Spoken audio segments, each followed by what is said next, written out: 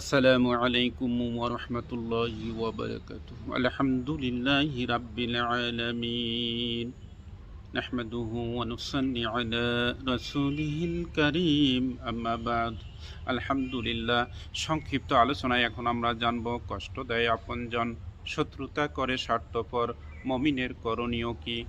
প্রিয় ভাই বোন বন্ধু, হিংসা, নিন্দা আর অবহেলা বেশিরভাগ সময় আসে আপনজন ও পরিচিতদের দিক থেকেই। আর প্রকাশ্য শত্রুতা করে মূলত তারা, যাদের সম্পর্কের ভিত্তি ঈমান নয়, স্বার্থ। এটা নতুন কিছুই নয়, শুধু আপনার ও আমার উপরে নয়, কোরআন ও সুন্নাহ আমাদের আগেই এই বাস্তবতা জানিয়ে দিয়েছেন। সূরা আত-তাগাবুন 14 নম্বর আয়াত আল্লাহ তাআলা বলেন, অনেক নিকটাত্মীয় ও মানুষের মধ্যেই তোমাদের শত্রু রয়েছে। এই আয়াত আমাদের চোখ খুলে দেয়, শত্রুতা সব সময় বাইরের লোক থেকেই আসে না, কখনো তা আসে সবচেয়ে কাছের মানুষদের দিক থেকেও। পবিত্র কোরআন সূরা আল ফালাক 5 নম্বর আয়াতে আল্লাহ বলেন, হিংসুক যখন হিংসা করে তখন তার অনিষ্ট থেকে আশ্রয় চাই।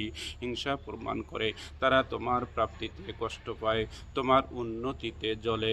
নবীজি সাল্লাল্লাহু আলাইহি ওয়াসাল্লাম বলেছেন, তোমরা পরস্পরের প্রতি হিংসা করো না, বিদ্বেষ করো না, মুখ ফিরিয়ে নিও না। সহিহ মুসলিম। আর স্বার্থপর মানুষের পরিচয়ও রাসূলুল্লাহ সাল্লাল্লাহু আলাইহি ওয়াসাল্লাম স্পষ্ট করে দিয়েছেন।